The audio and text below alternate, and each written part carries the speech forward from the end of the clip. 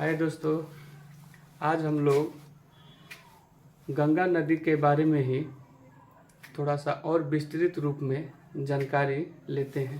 पहले वीडियो में हमने गंगा नदी का उद्गम स्थान के बारे में हम लोग पढ़े थे और आज जो है उससे आगे जो है हम लोग पढ़ेंगे और जानेंगे कि गंगा नदी आगे किन किन राज्यों से, किन किन जगहों से होकर बंगाल की खाड़ी में जाके गिरती है।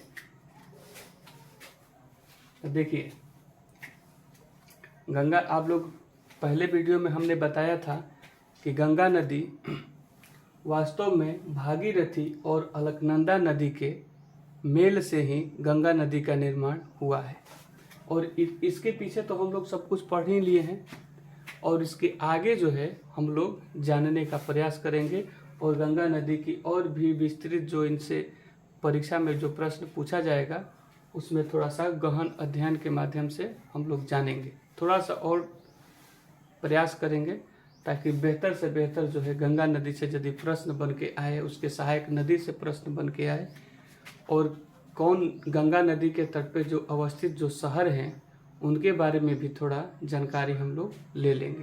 तो आइए देखते हैं गंगा नदी के बारे में। देखिए, जब ये भागीरथी नदी और अलकनंदा नदी जब दोनों आके, यह दोनों उत्तरकाशी क्षेत्र से ही निकलती है, तो उत्तरकाशी क्षेत्र से जो उत्तराखंड में पड़ता है वहाँ से जब ये दोनों नदी निकलती है और देवप्रयाग नामक स्थान पे भागीरथी और अलकनंदा नदी आके मिल जाती है और यहाँ से दोनों की गहराई जो है समान होने के कारण अब इन दोनों में भौगोलिक स्थिति के अनुसार इनका नामकरण जो है चेंज हो जाता है और यहाँ से गंगा नदी नाम जो है पड़ जाता है। जैसे ही गंगा नदी इन पहाड़ी क्षेत्रों से, देखिए जो जितना पीछे अभी तक गंगा नदी आ रही थी ना, तो सब ये जो थे सब पहाड़ी क्षेत्र था। तो इन पहाड़ी क्षेत्रों से जब गंगा नदी आती है तब सबसे पहले मैदानी भाग में यह हरिद्वार में आकर प्रवेश करती है। यह जो देख रहे हैं ना, यह हरिद्वार है और गंगा नदी जो है पहली बार इन पहाड़ी क्षेत्रों को छोड़ करके जब धरातल पर आती है तो यह सबसे पहले हरिद्वार में प्रवेश करती है। तो यह भी जो है परीक्षा में पूछा जाता है, पूछा भी गया है कि गंगा नदी पहले धरातल पर आने पर किस जगह पे प्रवेश करती है, तो यह हरिद्वार में पड़ता है और हरिद्वार में ही गंगा नदी पहले प्रवेश करती है। उसके बाद अब देखिए, अब यहाँ से जब गंगा नदी आगे बढ़ती है तो यह उत्तराखंड का क्षेत्र जो है यहाँ से अब समाप्त हो जाता है। इसके पीछे जो क्षेत्र है यह सब उत्तराखंड का है। इससे जब आगे गंगा नदी उत्तराखंड को छोड़कर जब यूपी में प्रवेश करती है तो यूपी में प्रवेश करने पर यह पहले जो है कन्नौज में प्रवेश करती है। पहले जो है यह कन्नौज में प्रवेश करती है और यहाँ पे देखिए बहुत ही महत्वपूर्ण क्वेश्चन है, पूछता है। यह क्वेश्चन जो है ना पूछ रहा है कि एक जो नदी है, सबसे पहले गंगा नदी जब बनी तो इस नदी में कोई भी यदि पहली नदी मिली है तो वह रामगंगा नदी है। यह कन्नौज में आकर गंगा नदी में मिल जाती है। तो यह गंगा की पहली सहायक नदी है जो उत्तराखंड से निकल के कन्नौज जगह है उत्तर प्रदेश का, वहीं पे गंगा नदी में आके मिल जाती है।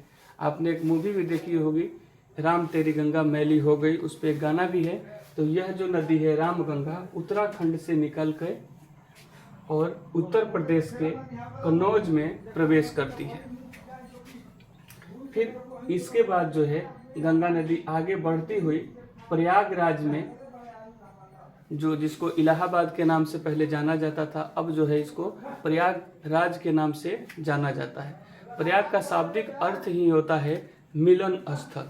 तो यहाँ जो है तीन नदी, गंगा, यमुना और सरस्वती, इन तीन नदियों के मेल को ही प्रयाग कहा गया है और इसी के नाम पर प्रयागराज जो है नाम पड़ा है, नदियों के संगम पे।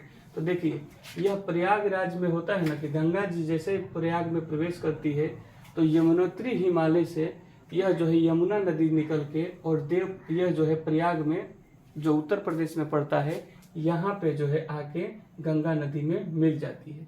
इस तरह गंगा नदी की सबसे लंबी नदी सहायक नदी के तौर पे यमुना नदी को जाना जाता है। और यह देखिए, यमुना नदी में कुछ नदियाँ जो है आकर मिल जाती है, जैसे चंबल, बेतवा और केन। चंबल नदी मध्य प्रदेश की इंदौर से निकलती है, बेतवा नदी विंध्या पर्वत से, और यह भी मध्य प्रदेश में ही पड़ता है। और उसके बाद केन नदी जो है यह भी कैमूर की पहाड़ी मध्य प्रदेश से ही निकलती है, और ये तीनों नदियाँ यमुना नदी में जाकर मिल जाती है। तो इस तरह से प्रश्न यह भी पूछेगा कि बताइए गंगा की सहायक नदी कौन है। और मान लीजिए यदि गंगा की सहायक नदी के तौर पर यदि इन तीनों नदियों का भी यदि नाम दे दिया, तीनों में से किसी एक का भी नाम यदि दे दिया जाए, तो आंसर में यह भी हो जाएगा। क्यों? क्योंकि यमुना नदी भी जाकर गंगा में मिलती है, और इस नदी का पानी भी यमुना में मिलकर गंगा नदी में मिलता है। तो इन सारी नदियों का जो पानी है सब गंगा में मिलता है, इसलिए यह सहायक नदी ही हुई, गंगा नदी की सहायक नदी ही हुई। तो सहायक नदी के तौर पे हम इसको याद रखेंगे। फिर इसके बाद जब आगे बढ़ते हैं तो देखिए, यहाँ से एक होता है पीलभीती, उत्तर प्रदेश के जगह है पीलभीती, और इस पीलभीती से एक वहाँ पे झील है फुलहर झील। फुलहर झील, उस झील से गोमती नदी जो है निकलती है, और उस गोमती नदी जब निकलकर गंगा में प्रवेश करती है तो वह जगह उत्तर प्रदेश का गाजीपुर है। इस गाजीपुर में गोमती नदी जो है फुलहर झील से निकलती हुई गंगा नदी में आके मिल जाती है। देखिए, इससे पहले जो भी हम यह सब पढ़े थे ना, तो सब कहीं ना कहीं पहाड़ी से, लेकिन यह जो क्षेत्र है गोमती नदी जहाँ से निकलती है, यह जो फुलहर पीलभीती का फुलहर झील है, और इसी झील से गोमती नदी निकलती है और आके गाजीपुर में गंगा नदी में मिल जाती है। अब जो है गंगा नदी कुछ आगे बढ़ती है, तो इस आगे बढ़ने के क्रम में गंगा नदी में नेपाल से क्रमशः 3 नदियां निकलती हैं। नेपाल से 3 नदियां जो निकलती है, वो तीनों नदी आकर गंगा नदी में समाहित हो जाती है, मिल जाती है।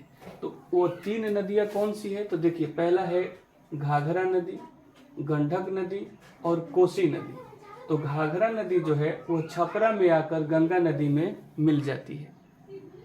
फिर से सुनिए, घाघरा नदी छपरा में आकर गंगा नदी में मिल जाती है।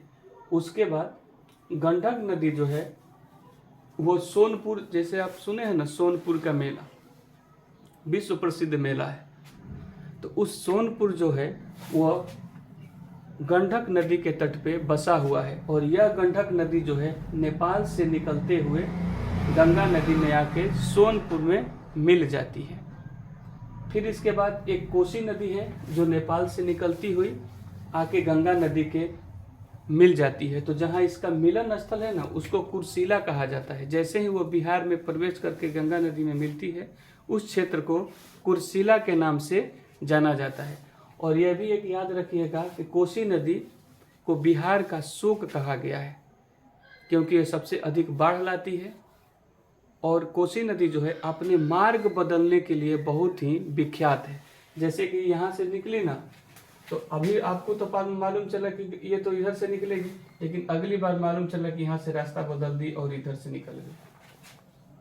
तो यह अपने जो है मार्ग बदलने के लिए प्रसिद्ध है, और इसीलिए इसको, और सबसे अधिक बाढ़ भी लाती है, इसीलिए इसको बिहार में शोक की नदी के नाम से जाना जाता है, क्योंकि बहुत सारी तबाही जो है ला देती है।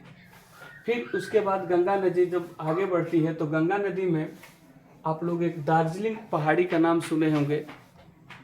उस दार्जिलिंग की पहाड़ी से बहुत ही चाय के लिए भी फेमस है, और पर्यटक स्थल के भी रूप से वो फेमस जगह है। तो उस दार्जिलिंग से एक नदी निकलती है, महानदी उसका नाम है। वह जो नदी है फरक्का बैराज जो है वहाँ पे आकर गंगा नदी में मिल जाती है, और इसी फरक्का बैराज से गंगा नदी जो है 2 भागों में बट जाती है। जैसे 2 भागों में बढ़ती है, तो एक का नाम हुगली पड़ जाता है और इसी से एक और भाग जो निकलकर बांग्लादेश में पड़ जाता है। ये देखिए, ये जब हुगली है ये पश्चिम बंगाल है और पश्चिम बंगाल से जब यह आगे जाती है तो पद्मा नदी के नाम से इसको बांग्लादेश में इसको पद्मा नाम से जाना जाता है। भारत में इसको हुगली नदी के नाम से जाना जाता है, गंगा नदी को ही। और जैसे ही बांग्लादेश में यह प्रवेश करती है तो इसको पद्मा नदी के नाम से जाना जाता है। तो यह जो नदी है, आप लोग यहाँ से भी एक क्वेश्चन पूछेगा कि बताइए ऐसा कौन सा शहर है जो हुगली नदी के तट पे बसा हुआ है। तो कोलकाता शहर है जो हुगली नदी के तट पे बसा हुआ है। और एक प्रश्न यहाँ भी आके बनता है कि गोमती नदी के तट पर जो है कौन सा शहर बसा हुआ है। तो गोमती नदी के तट पर जो है लखनऊ शहर बसा हुआ है। गोमती नदी के तट पे लखनऊ शहर बसा हुआ है और हुगली नदी जो है गंगा नदी के तट पे कलकत्ता शहर जो है हुगली नदी के तट पे बसा हुआ है। तो आई होप आप लोगों को यह जानकारी अच्छी लगी होगी। इसके बाद का जो बचा हुआ पार्ट है हम नेक्स्ट वीडियो में बताएंगे कि यहाँ के बाद जो है कैसे ब्रह्मपुत्र नदी आती है और ब्रह्मपुत्र नदी जब भारत में प्रवेश करती है तो ब्रह्मपुत्र और गंगा नदी मिलकर जो एक बड़े डेल्टा का निर्माण करती है, जिसको सुंदरबन का डेल्टा के नाम से जाना जाता है, उसके बारे में भी हम अगली वीडियो में पढ़ेंगे।